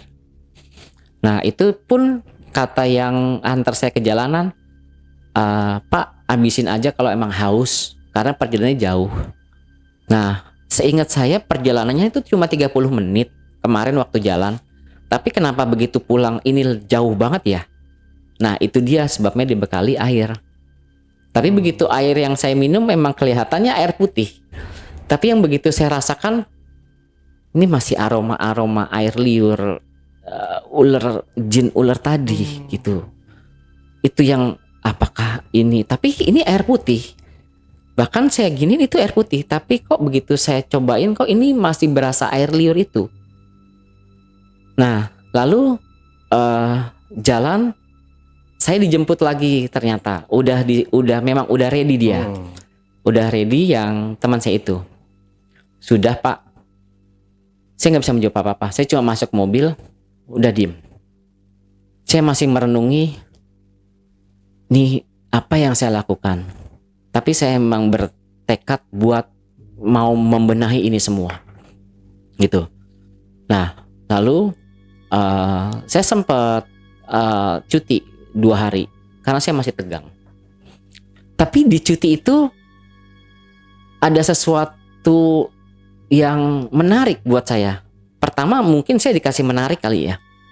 Kok tiba-tiba kok ada telepon yang orang janji mau ketemuan. Terus tiba-tiba ada bos dari sini mau ketemuan. Kok aneh ya? Oke deh. Ya udah boleh ketemuan deh. Ketemuan. Dia bilang, "Pak, saya tertarik dengan showroom Bapak. Boleh nggak Pak? Saya majang mocin di sini, motor Cina." Oh, kenapa enggak? Ya udah kalau begitu kita bikin ketentuan aja. Nggak usah pakai ketentuan. Saya percaya kok sama kamu. Maksud saya hitam di atas putih biar nanti kita jelas pembagiannya. Nggak apa-apa, santai aja. Kita friendly aja. Padahal di situ saya baru kenal. Saya sempat tanya, "Bos, kalau saya boleh tahu nomor WA saya dari mana ya?" "Oh, Pak Billy kan di sini kan bukan bukan orang baru, orang lama di pasar gitu kan." "Oh, ya udah, saya cuma sekedar ya udahlah mungkin ini rezeki." Tapi saya belum ngeh. Nah, setelah ketemuan itu yang terjadi di rumah saya itu ada sedikit perbedaan.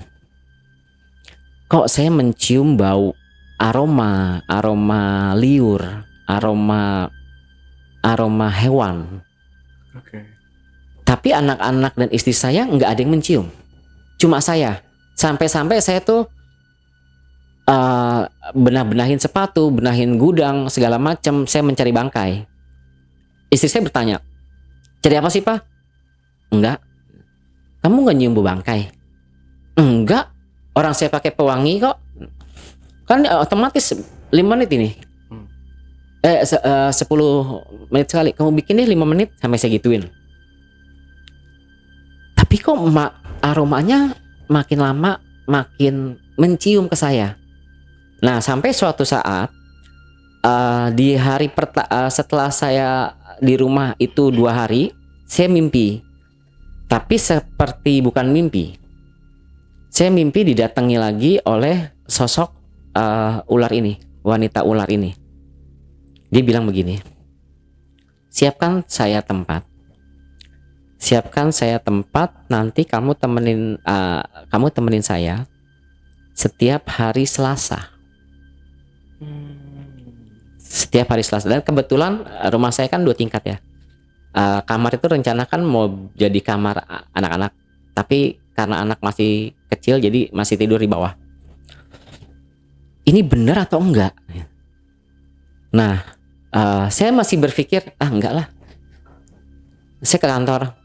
Yang terjadi di kantor itu semua orang itu seolah-olah tuh melihat saya tuh melihat sosok Billy yang berbeda. Entah dari apanya saya nggak tahu. Sampai di ruangan saya, kenapa orang memandang saya berbeda ya? Terus nggak lama, "Pak, ada tamu." "Dari mana?"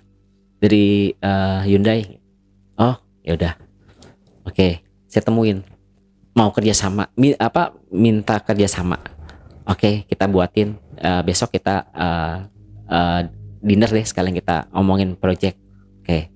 Terus project-project yang lainnya nih seiring berjalannya waktu nih jadi bukan saya yang mencari, jadi mereka yang menghampiri. Nah, sampai saya nggak sengaja menjelang maghrib itu saya tertidur di kantor.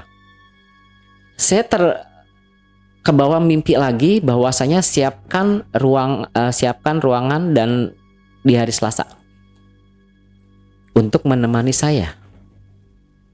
Di situ baru ada nada ancaman. Kalau kamu mau sukses, ikuti kata-kata saya. Oh, ini berarti benar. Oke lah. Oke, saya siapin satu ruangan yang dimana istri saya nggak tahu. Jadi yang jelas saya ngikutin yang di alas roban bahwasanya sebelum subuh. Jadi saya tuh selalu mencuri waktu pada saat saya tidur sama istri saya. jam 2 saya selalu pindah ke atas. Saya selalu pindah ke atas. Di situ memang udah saya siapkan dupa, menyan, terus sama bunga 7 rupa, sama dia minta kelapa hijau. bukan kelapa tua, kelapa yang udah tua. Dia minta kelapa yang udah tua sama kopi. Ya udah saya siapkan. Saya bingung harus gimana, karena kan saya belum pernah.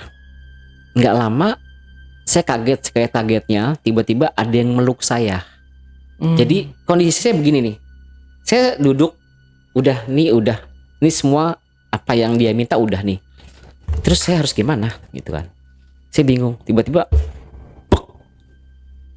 saya melihat jarinya dia, dan saya masih ingat itu jarinya dia dengan lendirnya dia mengusap semuanya. Jadi seolah-olah saya tuh menjadi menjadi hasratnya dia. Semua saya diraba, semua khususnya indera saya ya, indera perasa sampai ke alat seperti itu, semuanya dipegang dengan lendirnya dia yang baunya minta ampun. Saya sebenarnya nggak tahan, tapi ini harus saya lakukan. Lalu liur-liurnya itu semua segala macam, dan anehnya itu kan kalau mau ajan subuh ada salawat dulu ya, biasanya kedengaran di musola. Dia itu hebatnya adalah sebelum orang bersalawat dia udah hilang. Dan lendir itu secara cepat ini, kalau kemarin waktu di Alas Roban saya kan nggak tahu dia menyerapnya gimana, tiba-tiba udah mengering. Dan kalau ini saya melihat, jadi begitu liurnya ada di tangan saya, dia lama-lama masuk melalui pori-pori saya, seperti di vakum. Jadi ini kok masuk gitu, dan saya giniin, sebelum saya usap dia udah masuk gitu. Nah, saya buru-buru kunci kamar, saya balik lagi ke bawah, dan itu setiap saya mendengar ajan, entah kenapa saya tuh bete. Mungkin karena salah satu itu ya, tapi saya belum ngeh. Saya udahlah, biarinlah gitu doang aja lah. Nah, lalu alhamdulillahnya project makin banyak, Om. Enggak saya yang mencari, bahkan saya coba main tender. Jadi saya coba main tender ambulans. Jadi kan kalau ambulans itu kan anggaran pemerintah daerah ya, yang difasilitaskan untuk kelurahan segala macam. Nah, sampai saya masukin ke situ, dan alhamdulillah jebol. Nah, bisa dipastikan bahwasanya indera saya yang udah dia keluarkan liur itu tuh bisa menjadi suatu keajaiban. Contohnya, saya salaman, dia pasti akan setuju. Saya berbicara, dia pasti akan menurut. Saya baru ketemu, dia pasti sudah trust sama saya. Seiring berjalannya waktu, alhamdulillahnya saya bisa untuk meningkatkan produksi saya lagi. Di satu sisi, saingan bisnis saya nggak mau kalah. Nah, ada satu momen di mana ketika itu pasar bengkel itu membuka semacam seminar ya. Semacam seminar, saya ketemu lagi dengan Riri. Ketemu lagi dengan teman bisnis saya yang dulu gitu. Ada kata-kata yang membuat saya agak sedikit kesinggung sih. Kesinggung tapi gondok. Apa kabar Pak Billy? Alhamdulillah sehat. Dari kemarin sehat-sehat aja, cuma kayaknya biasa-biasa aja. Maksudnya bisa kali buka cabang. Gua aja banyak cabang gua sekarang. Emang pengen punya pohon cuma satu. Saya cuma jawab begini, kalau pohon gua rindang dan banyak buahnya, buat apa gua mesti nanam pohon yang lain? Salah. Otak lu berarti masih segitu-segitu aja. Itu yang membuat saya kesel adalah saya ditunjuk. Otak lu berarti masih segitu-segitu aja. Wih, ini orang dulu gua yang ngajarin, sekarang begini. Kekesalan itu terus kayaknya tuh menguasai di otak saya sampai ke alam bawah sadar saya tuh. Sampai saya nggak bisa tidur, sampai saya bener-bener ini orang kurang ajar banget sih gitu kan. Saya bikin investigasi, coba deh lihat progresnya dia gimana, saham-saham dia di perusahaan gimana, investasinya dia berapa persen naiknya. Ternyata memang drastis naik. Nah mungkin saya terkena omongan juga kali ya dari teman saya yang tahu gitu-gituan. Bang, kayaknya dukun lu kalah deh. Maksudnya si Riri kayaknya jauh lebih hebat. Buktinya perusahaannya sekarang udah banyak. Kenapa abang nggak coba bikin perusahaan? Mau, cuma belum waktunya. Ini kan sekarang saya lagi membenahi dulu. Nanti once ke depannya saya akan membuat cabang-cabang yang lainnya. Tapi tunggu dulu. Tapi bang, keburu nanti Riri yang akan ambil alih semuanya loh. Cikarang dan sekitarnya itu Riri udah masukin saham-saham. Walaupun itu bukan saham luar biasa. Tapi minimal semua investor di Cikarang itu lebih percaya ke Riri. Nah, enggak masuk bisa jadi nanti wilayah Tangerang akan kena sama Riri. Wah.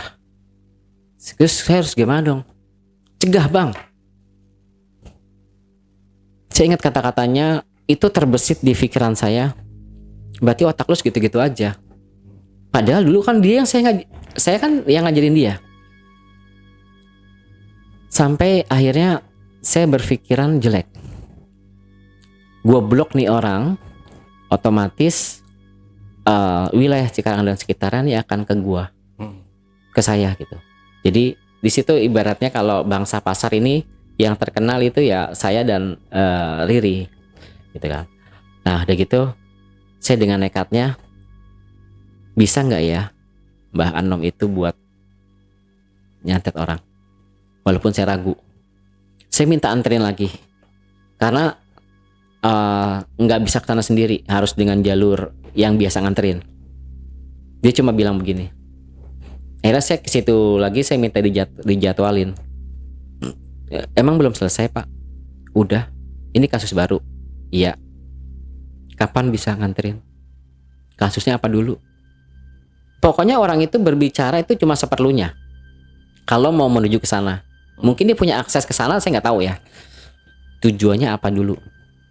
Saya cuma bilang gini, matiin orang. Udah. Oh, sebentar. Ntar saya atur. Kalau kemarin saya berangkat kan hari apa tuh? Nah ini Selasa. Nah ini beda lagi. Oh ya udah, Bang. Pak, katanya hari Jumat. Saya jemput seperti biasa. Ya. Tahu ya aturan mainnya ya. Oh ya. Udah sama, perjalanannya pun sama ya. Ngerokok, lempar. Nah, tapi yang terakhir sampai dia nggak ngerokok. Dia cuma udah turun. Kok ini orang nggak ngerokok tumben? Biasanya kan dia ngabisin rokok nih yang terakhir yang kemarin. Ini nggak. Oh ya udah. Ini makin aneh di otak saya kan. Berhasil atau enggak? Tapi yang udah berhasil. Tapi apakah saya harus menjalankan ritual lagi ataukah enggak? Karena kan ini kan case-nya berbeda. Case-nya kemarin saya mau kaya.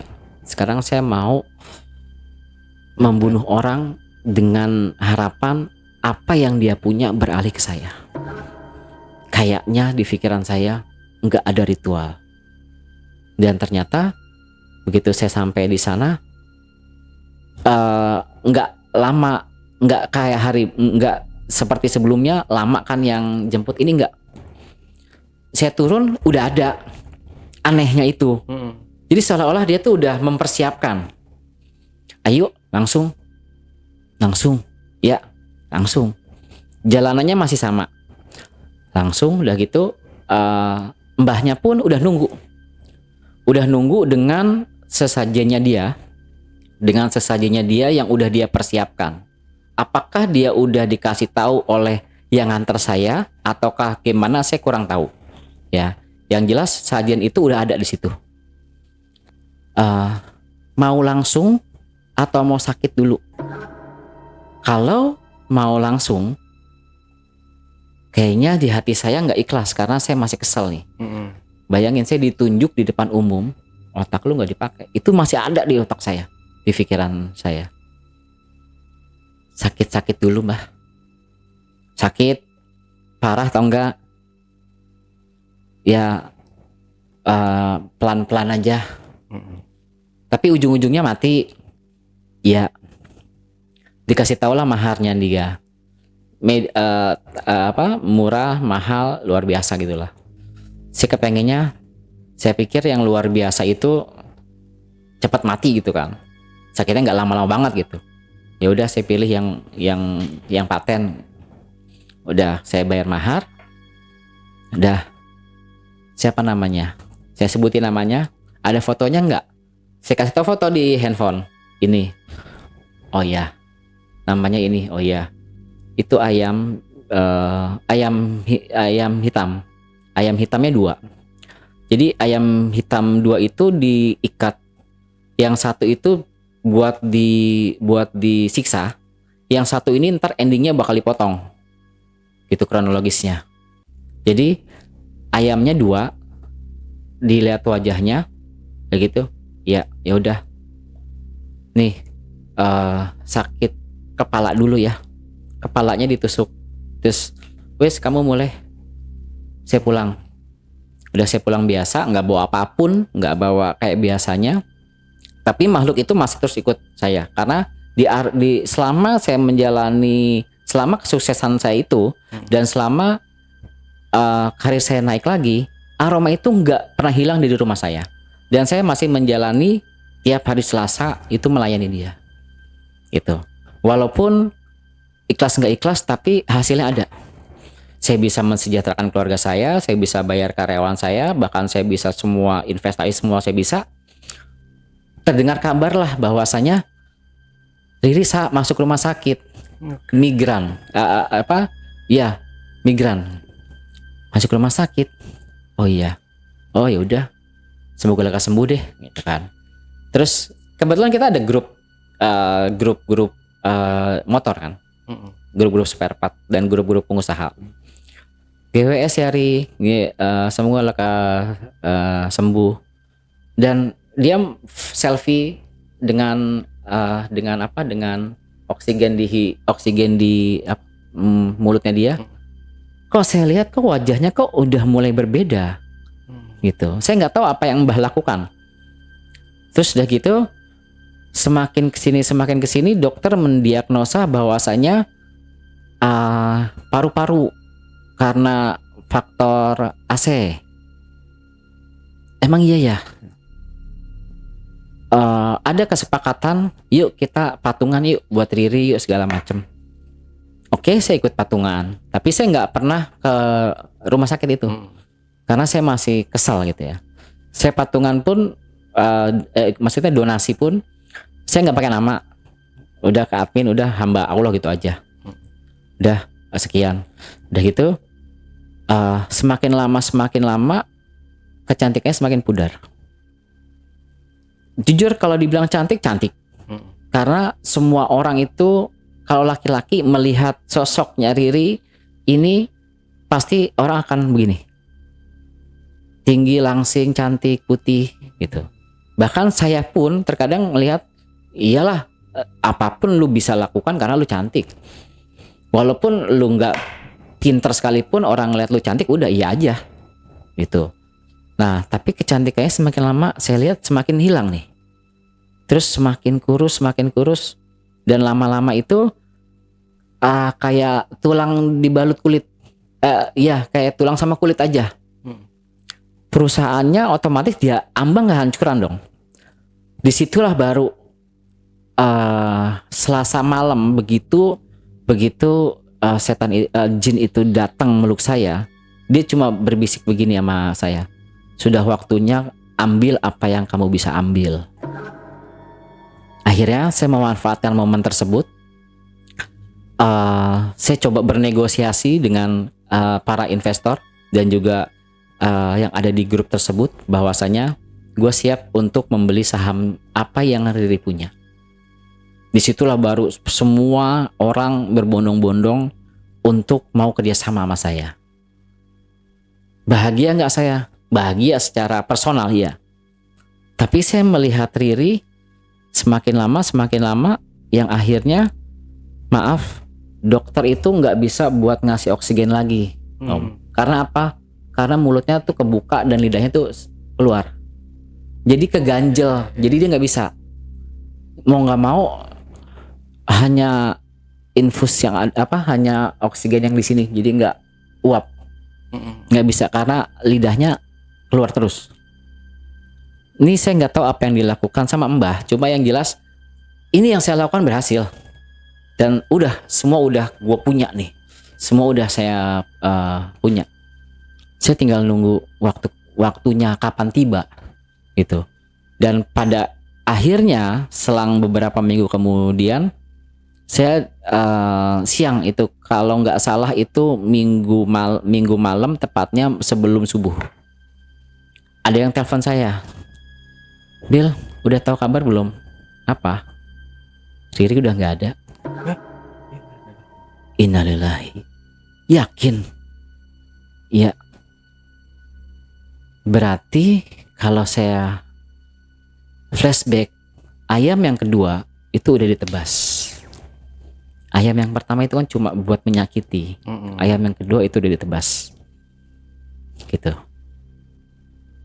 Saya merinding. Meninggalnya gimana? Tapi aneh.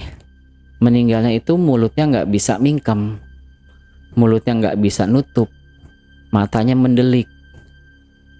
Udah dipanggil orang pinter atau gimana pun juga sama.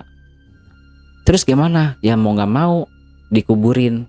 Tapi anehnya begitu dikuburin itu darah keluar terus dari hidung. Padahal logikanya kalau orang udah meninggal itu kan darah udah berhenti ya. Tapi ini darah keluar lewat hidung sampai hidung itu disumpel. Disumpelnya itu udah banyak banget tetap keluar darah. Jadi kain kafannya itu masih ada darah. Ya saya cuma turut bela sungkawa. Saya kirimin kiriman bunga, turut berduka cita atas nama Billy. Udah gitu aja ke rumahnya. Selesai. Nah saya pikir udah selesai semua. Sahamnya dia udah saya ambil. Saya udah berada di puncak kejayaan saya. Saya udah tinggal menikmati apa yang pernah dia raih, apa yang pernah dia curi dari saya. Udah saya tinggal nyenengin keluarga, saya tinggal nyenengin karyawan-karyawan saya. Rencana saya mau outing. Saya bikin pengumuman bahwasanya nanti kita bulan depan outing ya. Kita akan ke Bali ya. Semua biaya akomodasi ditanggung sama perusahaan. Anak senang. Tapi pada saat saya mengumumkan itu nggak akan pernah terjadi, Om. Karena setelah kematiannya Riri, yang ada saya dihantui terus sama Riri. Jadi pada saat saya tidur dengan istri saya melihat itu bukan istri saya. Saya melihat itu wajahnya Riri dengan mata yang mendelik, dengan mulut yang lidah yang keluar. Jadi seolah-olah dia tuh merasakan kesakitannya dia. Dan pada saat di hari Selasa yang seharusnya saya melayani jin wanita ini, saya nggak fokus. Jadi yang terjadi adalah dia meluk saya, lendirnya nggak keluar, Om. Biasanya dia keluar lendirnya itu kan masuk ke pori-pori. Apakah ditahan sama dukunya Riri atau gimana saya nggak tahu. Ini nggak mau keluar. Yang pada akhirnya jin itu marah. Jin itu marah. Dia menendang saya. Dia yang biasa menjilat saya. Ini nggak. Ini keluar kuku-kukunya dia dan saya seperti dicakar-cakar. Cakarannya itu, kukunya itu tajamnya kayak pisau lah. Bisa dibilang ini berbeda lah. Yang biasanya dia keluar lendir, ini keluar kuku. Karena lendirnya dia udah nggak bisa keluar. Dan dia marah di situ. Marahnya dia adalah dia cuma berkata, siapa lawannya gua? Siapa yang berani lawan saya? Gitu.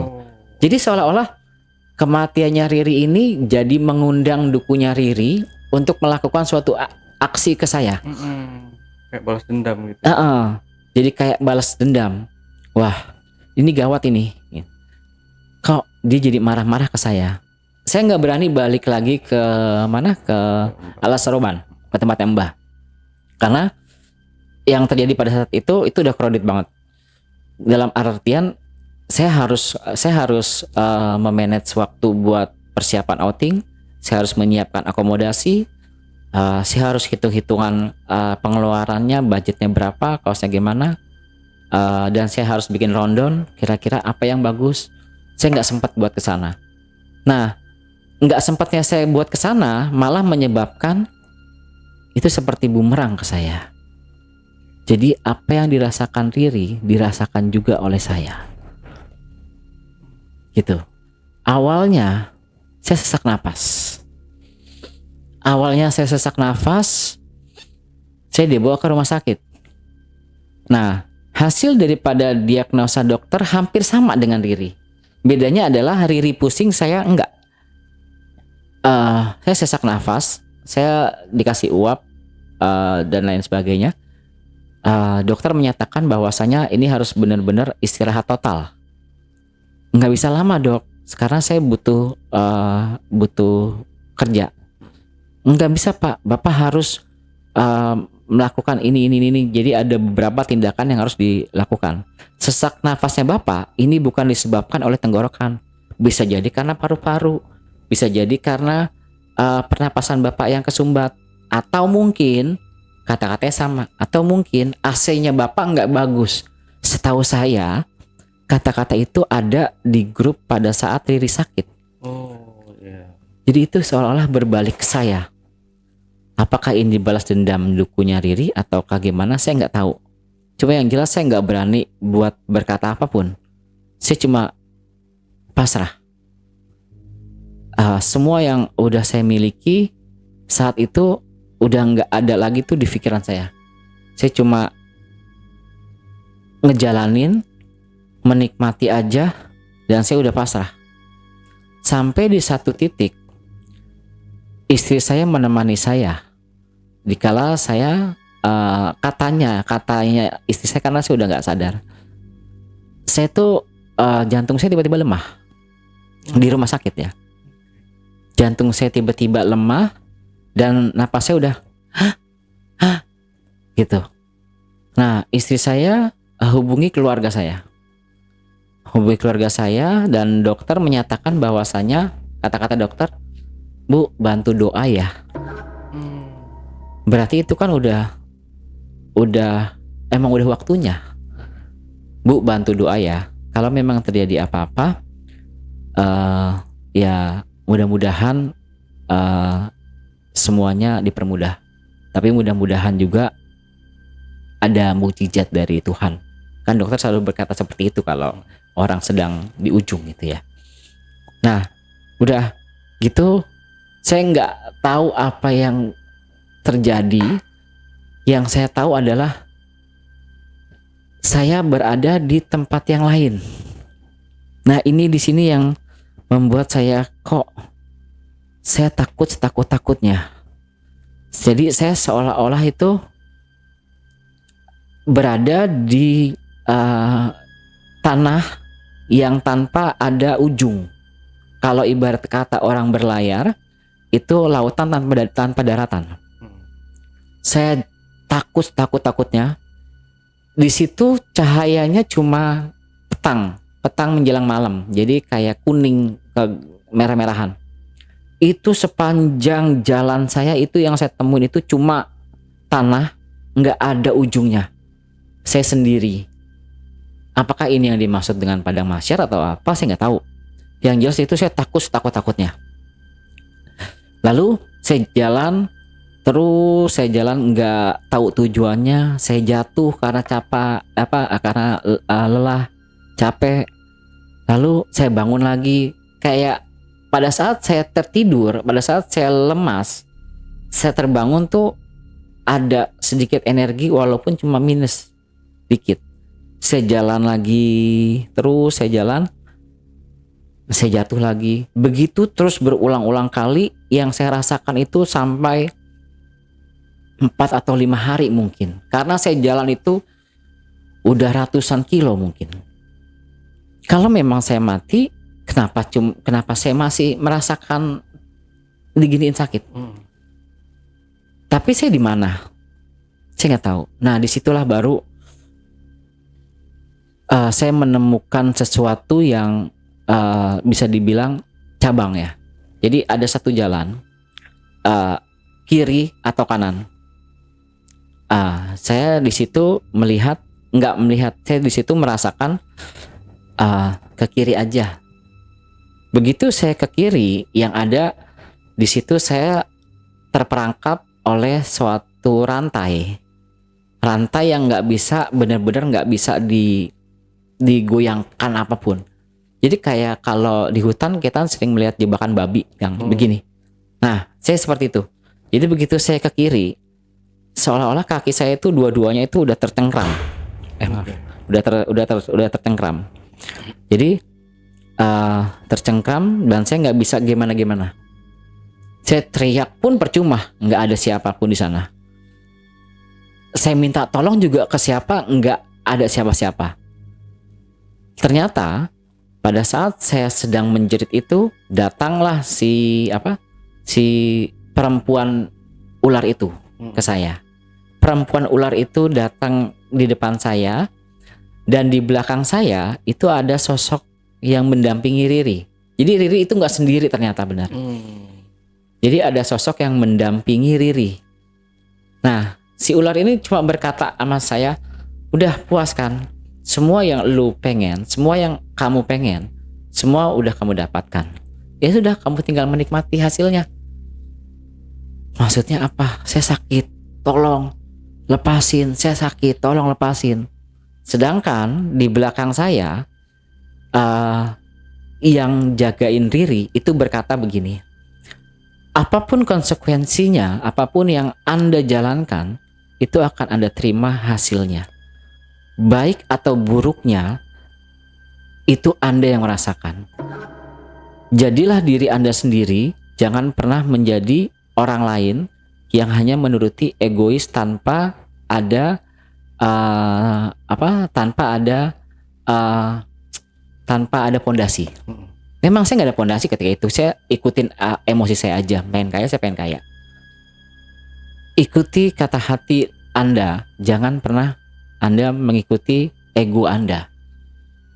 Pondasi itu penting. Kata yang belakangnya Riri. Riri mah diem aja, Om. Nah, di situ entah kenapa saya teriak kenceng karena saya mendengar kok ada suara orang haji, ada suara sayup-sayup, orang lagi tahlilan gitu. Ada suara, yang jelas ada banyak suara tiba-tiba. Bukan dari suara mereka berdua makhluk ini, bukan. Dari suara orang yang kayak ngaji gitu. Nah, tiba-tiba belenggu itu terbuka dengan sendirinya dan saya benar-benar lari kenceng. Di situ saya tiba-tiba punya energi yang mungkin saya dengar dari suara tersebut. Saya lari, yang tadinya simpangan ini saya ke sana kan. Jadi saya larinya ke sini. Nah, ternyata ini di luar daripada nalar ya. Begitu saya berlari mengikuti suara tersebut, saya terbangun. Tapi begitu saya terbangun, saya bukan di rumah sakit lagi, Om. Yang ada, kok saya goyang-goyang gitu. Dan saya cuma memanggil gini, Mah, Mama. Jadi pada saat saya membuka mata, itu nggak bisa membuka mata karena ada kapas di mata saya. Jadi saya itu udah mati ceritanya. Dan saya nggak tahu proses kematiannya gimana. Jadi begitu saya membuka mata, yang gotong keranda mayat ini ke musola mau disolatin, itu tuh berhenti karena saya goyang-goyang. Dan saya menyebut nama istri saya, menyebut nama orang tua saya, Ma, Mi, Mbak, gitu. Nah, saya sebutin semua, terus berhenti. Kok kayak ada yang manggil? Kok kayak ada suara? turunin. Hmm. Begitu diturunin, kata ustadznya gini, jangan turunin di jalanan, turunin di musola aja, tanggung. Tapi saya udah goyang-goyang karena posisi kan udah begini, dan ini kan udah di kapas, saya nggak bisa napas, gitu kan, dan saya juga nggak bisa bergerak. Nah, tapi saya mau nggak mau saya harus berontak dong. Nah, begitu saya dibuka, posisinya itu saya udah mau disolati. Itu yang terjadi. Nah, tetap pada saat saya dibuka, ya namanya pocong ya Om, ada yang nangis, ada yang kabur. Kalau keluarga saya alhamdulillah meluk saya gitu. Memeluk saya, terus istighfar. Istri saya alhamdulillah nggak nangis juga, meluk saya juga. Papa inget nggak? Inget. Nah, disitulah baru semua terkuak. Tapi tetap diadakan tahlilan karena saya udah dinyatakan meninggal dan udah disiarkan di musola. Kan kalau orang meninggal di daerah kan, di kampungan disiarkan. Tetap saya ditahlilkan, tapi nggak 7 hari, cuma sampai 3 hari, dan saya hadir di tahlilan tersebut. Tapi bukan sebagai pocong, bukan sebagai mayat, tapi ya sebagai peserta. Jadi saya ikut duduk, ikut tahlil, dan di situ alhamdulillah keluarga saya mensupport saya, walaupun saya pernah berada di jalan yang sesat hanya demi sebuah kekayaan sesaat. Keluarga saya mensupport saya. Jadi tahlilan, lalu takziah. Nah, disitulah takziah itu hanya untuk keluarga aja, karena saya nggak mau ini didengar sama orang lain. Tapi sama keluarga saya bercerita semuanya, bahwasanya saya udah melakukan ini, udah melakukan ini demi kekayaan saya, demi kejayaan saya, dan juga saya bisa dibilang sebagai seorang pembunuh.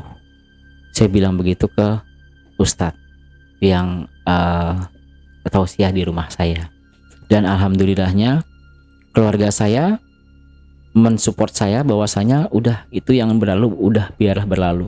Jadilah diri kamu sendiri dengan potensi yang ada di kamu kembangkan dengan kamu meminta sama Tuhan, biar Tuhan nanti yang berkehendak. Kita hanya menjalankannya. Apapun dan berapapun yang kamu raih, itulah rezeki yang sudah ditetapkan sama Tuhan kamu. Jadi kalau misalnya kamu berjalan seperti kemarin, itu sebenarnya bukan rezeki dari Tuhan, tapi rezeki dari setan yang diberikan ke kamu, yang nantinya akan ada sesuatu hadiah yang diberikan oleh jin tersebut.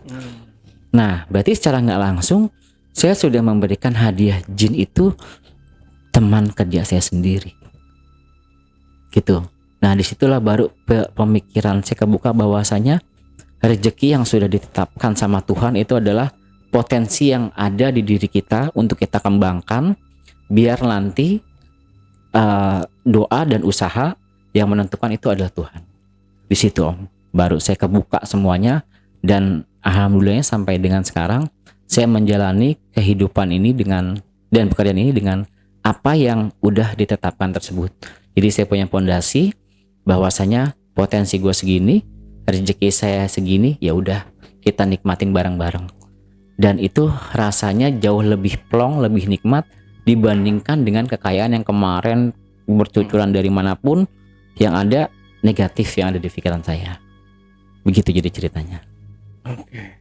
Berarti untuk setelah proses ini mati suri berarti Bang Billy ya? Mati suri. Boleh bilang itu berapa hari? Berarti cuma sehari ya?